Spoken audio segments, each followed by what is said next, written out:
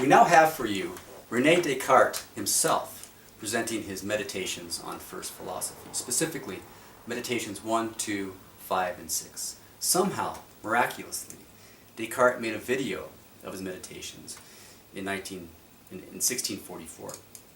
We have obtained that video finally. So for the first time, Descartes presenting his own meditations on the screen. Enjoy.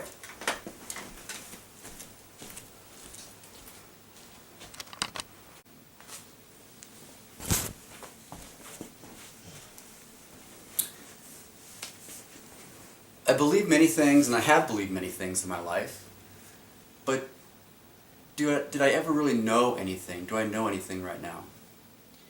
The distinction between belief and knowledge, what I want to do in these meditations is try to establish what it would take to know something, to have knowledge, versus mere belief or opinion. I've doubted many of my beliefs and opinions in the past. And I want to establish some kind of firm foundation, firm basis for knowledge and the sciences, for myself and for humanity in general. Let's embark on that quest to establish an anchor for knowledge, an anchor for the sciences. What I need to do then is to discover, identify something that is certain, not just probable, likely, but certain. And then on that basis of certainty, we can establish knowledge and the sciences. What kind of test, what's the most rigorous test for certainty, for a belief to qualify as certain?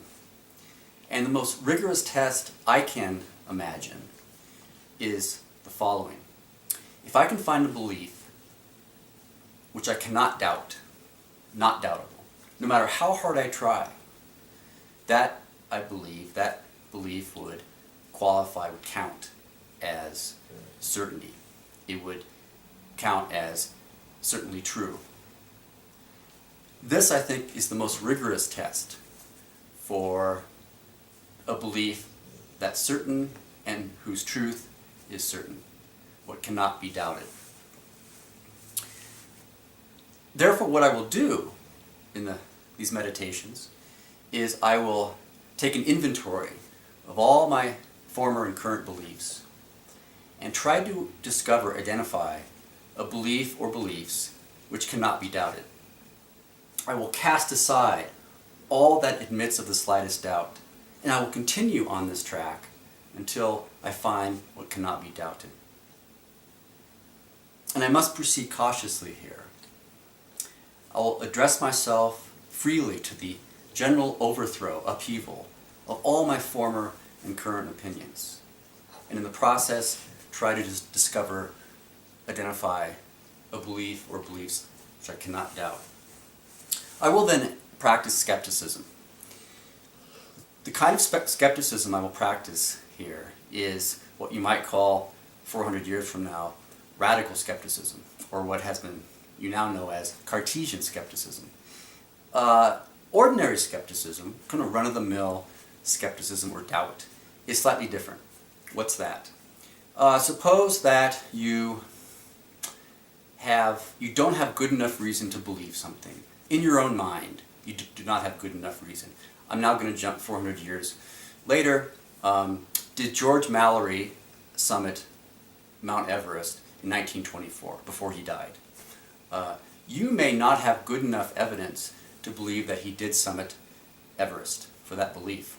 So you might be skeptical that Mallory did summit Everest. You might doubt it. Or perhaps you're a skeptic about human-caused global warming, again, 400 years from now in the future, because you don't, in your own mind, have good enough reason to believe that climate change is human-caused.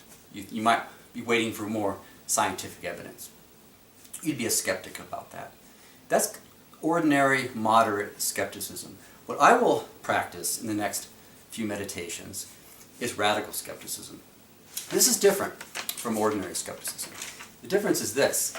In radical skepticism, I will not believe that belief for which I can find any reason whatsoever to doubt. If I can find even the remotest possibility that that belief is false, then I will not believe it. I will doubt it. This is radical skepticism, radical doubt. This, I believe, is what we need to practice in order to find certainty, to find the belief that we cannot doubt. So let's begin that exercise. I will imagine, create a number of skeptical hypotheses wherein I will imagine the possibility that an ordinary belief I have, that I would ordinarily believe, could be false. A scenario where that common sense, ordinary belief could be false, even in the remotest possibility. These will be what I call my skeptical hypotheses. And what I will do is begin first with a group of beliefs, types of beliefs. And these are the beliefs I derive from my sense experience in the world, from my hearing, seeing, touching, smelling, tasting. Currently, I hear a dog barking outside. I taste this delicious coffee. I smell this coffee. I see the light over here. I see the room in which I am sitting. These are the beliefs I derive from these sense experiences are the following. There is a dog barking outside. There is coffee in this coffee cup. There is a room in which I sit. There is a light over here illuminating me. That's what my senses tell me. Right? My senses tell me there's an external world outside of me that exists independently of me, external to me. Whether I sense it or not, it's there. Those are the beliefs that my senses, my sense experience give me. And these are beliefs I ordinarily never doubt. And I never have any reason to doubt them. It seems so obvious, doesn't it? That the external world exists as I experience it with my senses. How can we doubt this? Here's a skeptical hypothesis. Suppose I'm hallucinating. I seem to hear a dog barking outside, but I'm hallucinating. There really is no dog outside. I seem to see a light right here, but there is no light. I'm hallucinating. I seem to taste the coffee in the coffee mug, but there is no coffee in the coffee mug. How would this be possible? Well, suppose someone earlier this morning, dropped some LSD in my coffee cup, and I'm now imagining all these sense experiences. I'm hallucinating. Or suppose suddenly I became insane, that the black bile has seeped inside my brain and made me mad, made me crazy. And I'm just hallucinating. There is no room here at all. I just think there is. My senses tell me that's true, but my senses are mistaken. Also, I could be dreaming. And if I'm dreaming, then all of this is in my head. This room in which I seem to be sitting, the dog outside, it's all part of my dream. My senses are deceiving me because I'm dreaming. I'm not really awake. That's a possibility. Now you protest, René Descartes, that's not a possibility. Of course you're awake. Can I be sure that I'm awake? Can I be certain that I'm currently awake and not dreaming? How do I know I'm in the waking state versus the dreaming state? I can't know for certain. Why not? Because any evidence I produce right now for being awake versus dreaming, that evidence could itself be part of my dream. I pinch my cheek. Ooh, that hurts. I say, oh gee, because it hurts, that pain must be real, therefore I must be awake.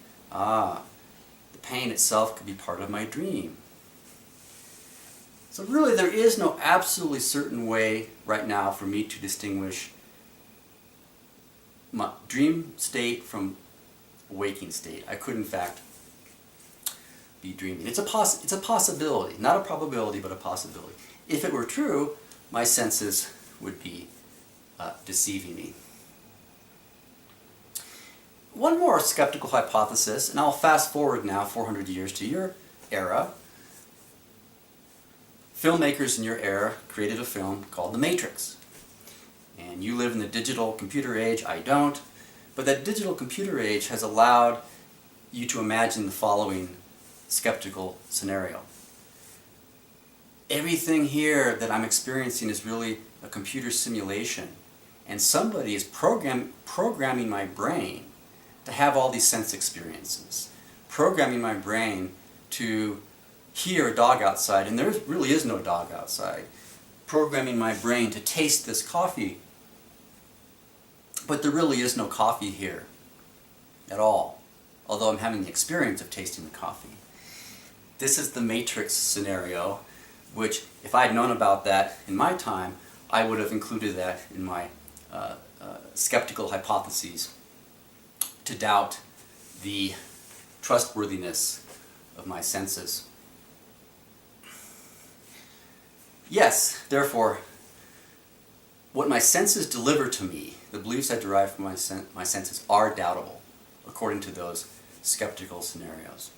But what about other types of beliefs, like beliefs in mathematics or geometry or logic, what we call beliefs deriving from our rationality, not from our sense experiences, but from our rationality? How can I possibly doubt those beliefs? How could those be false? They seem so obviously true. 2 + 3 = 5. Seems obviously true. How could that be false? Well, imagine that there is a all-powerful, evil trickster who is deceiving me, even in my beliefs about mathematics, geometry, and logic. In fact, deceiving all of us.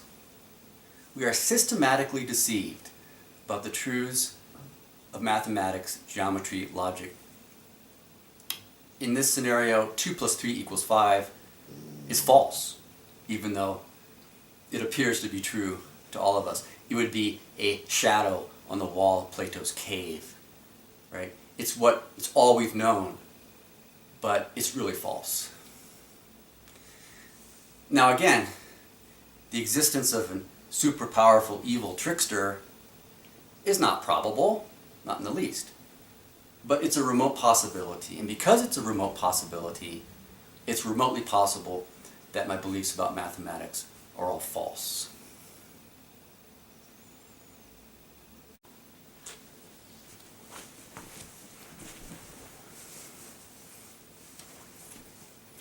The meditation from yesterday has filled my mind with so many doubts that I feel I've fallen into very, very deep water.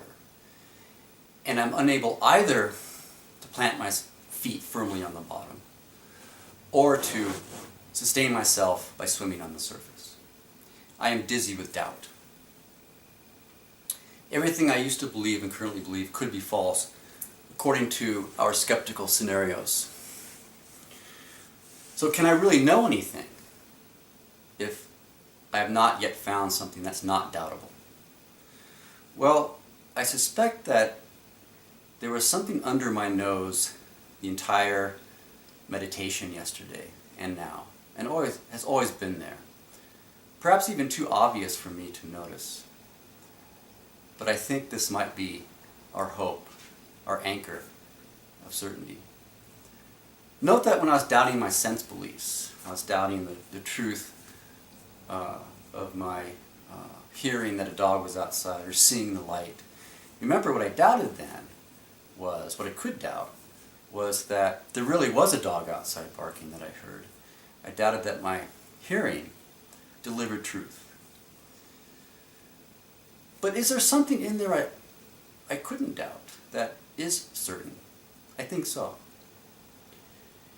At all events, It is certain that I seem to see the light, I seem to hear the dog barking, I seem to taste the coffee. In other words, it seems certain that hearing is going on, tasting is going on, seeing is going on. These mental activities we call sensing have to be going on, they have to be existing. In addition, I doubted, notice, remember, I doubted everything. I imagined certain skeptical scenarios. I thought I was incorrect in all my beliefs. These mental activities, imagining, doubting, thinking, perceiving, they had to be going on while I was doubting their veracity. What's obvious then? Well, what's obvious is that these mental activities, thinking, doubting, perceiving, sensing, are going on. They are happening. They are existing. And if that's certain, then it must also be certain that there's someone or something who is thinking, who is doubting, who is hearing. There has to be. How could there not be that? Thinking's going on, therefore someone is thinking. I think, therefore I am. I am, I exist, that this is certain. But how often? As often as I think. I am, I exist is necessarily true each time I think about it. It has to be. It confirms itself. I think, therefore I am. This seems certain. Two things. One, mental activity is happening. Two, I exist because of that. Yes, this seems certain. And this could be an anchor for knowledge. It begs the following question, however, which we have not addressed. What is this thing that's thinking? I think, I exist. What is this I, this self, who's doing the thinking, who's doing the sensing, who's doing the perceiving? What type of thing is that? At this point, all we can say with certainty is that it or I am a thinking thing, a thing who has mental activity. That's all we know for certain at this point, and that seems certain. Footnote here. Notice I've been able to doubt the existence of everything physical in the world, including my body, even including my brain. But at this point in our meditations, I have not been able to doubt that I exist as a thinking thing, as a mental thing. This distinction we'll revisit later in the meditations for a very important conclusion.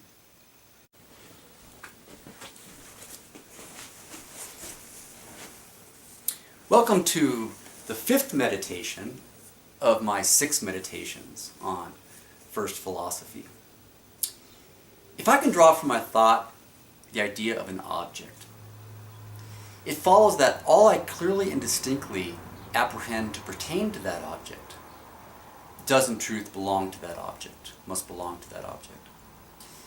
For instance, I have an idea of a triangle currently in my head. You try it. Idea of triangle in your head. I cannot conceive of this object, the triangle, without at the same time conceiving of a figure with 3 sides. 3-sidedness is inseparable from the idea of a triangle. Part of the essence of a triangle is that it has 3 sides. Now, I also have the idea of God in my head. What's inseparable from this idea of God in my head? God in my head, by definition, is an all-perfect being, a being who possesses all perfections. that follows from the very definition of God, just as three-sidedness follows from the very definition of a triangle. Next, it seems clear and distinct to me that existence is a perfection. An all-perfect being who didn't exist would be less than all-perfect. Because I cannot conceive of God unless existing, it follows that existence is inseparable from God, and God must exist. Just as three-sidedness is inseparable from a triangle, and so a triangle must have three sides. In other words, existence can no more be separated from the essence of God than three-sidedness from the essence of triangle. Now, let's not fall into the following fallacy. You might protest here that what this logic has demonstrated is that a triangle must exist. That's a mistake. Why? We said this: if a triangle exists, it must necessarily have three sides. Otherwise, it wouldn't be a triangle. But it doesn't make any sense to say, if God exists. Why? Because existence is inseparable from God. So the statement, the conditional, if God exists, is nonsense. But the statement, if a triangle exists, is not nonsense. A triangle may or may not exist. But we've just demonstrated here that God must exist, because existence is inseparable from a being, God, who possesses all perfections. Footnote here, a disclaimer. St. Anselm, 600 years ago, created the same argument for the existence of God. You, 400 years later, now call this the ontological argument for the existence of God.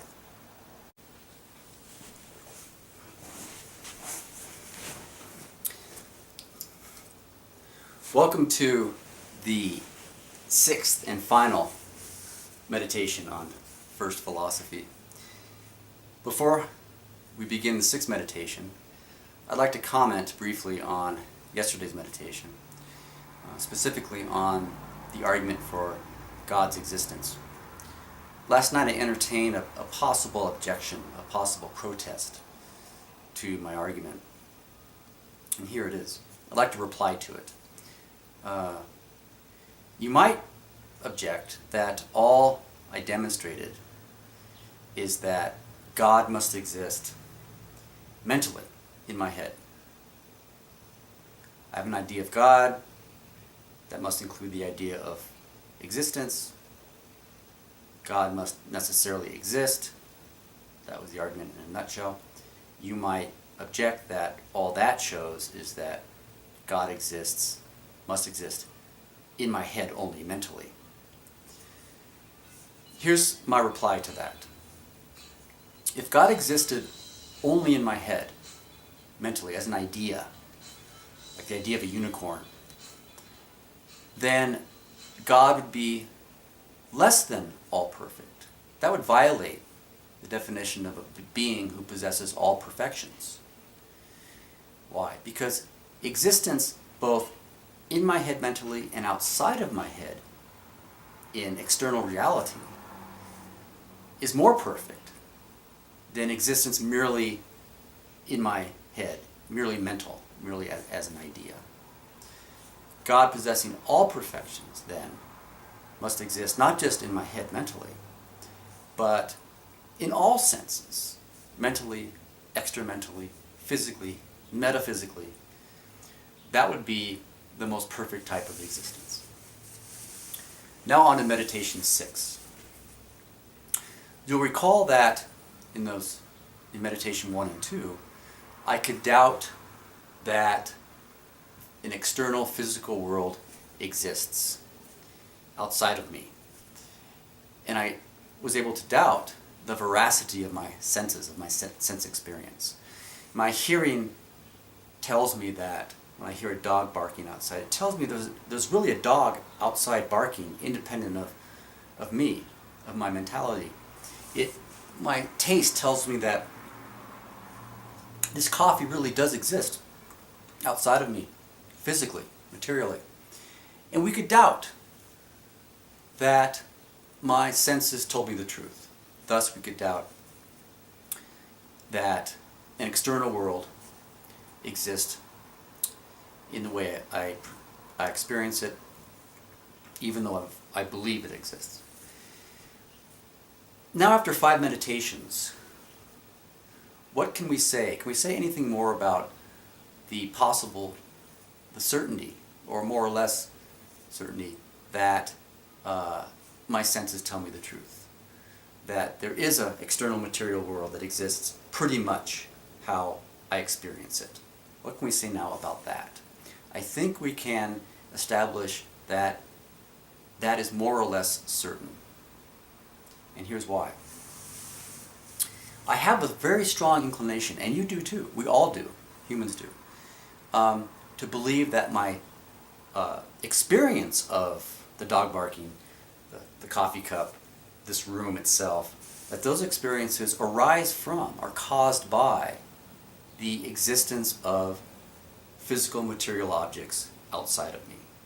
I have a very strong inclination to believe that. We all do. We call that common sense. Where did that inclination come from? We've established that God exists. God is all perfect. That inclination must come from God. It must be given to me by God in His creation. But if that inclination is mistaken, if it produces a false beliefs about the existence of an external world, and God gave it to me, then God would give me something that is systematically mistaken, and God would be a deceiver. But God is not a deceiver.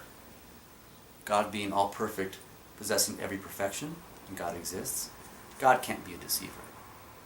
Therefore, I can be more or less certain, and I can clearly and distinctly perceive that my experience of material objects, my experience of this coffee mug, must itself be caused by, must arise from, the existence of a real, physical, material coffee mug existing outside of me. And that my perceptions of a material external world must be more or less accurate. It must exist pretty much how I perceive it. Otherwise, God would be a deceiver. Now, the final issue to resolve after our 5 meditations is what was a question raised in our second meditation. In that meditation, what I established as certain, as knowledge, is that I exist as a thinking thing. At that time, that was established as the only certainty I could experience. I was less certain that my body exists, anything physical exists. Remember, I could doubt that. That was doubtable. It wasn't doubtable that I exist as a thinking thing, as a thing, a being who has mental activity, thinking, doubting, sensing, smelling, hearing, imagining. I couldn't doubt that I exist in that way, but I could doubt that I exist physically, materially, that a brain exists, that this body exists. I could doubt that. That was doubtable. Notice the difference here then. One was not doubtable, the other doubtable. What follows from this? What follows is that I can clearly and distinctly conceive of myself as existing non-physically, only mentally. I can clearly and distinctly perceive myself as existing distinct from a physical body. It is certain that I am truly and entirely distinct from my body, physical body, including my brain, and may exist without it.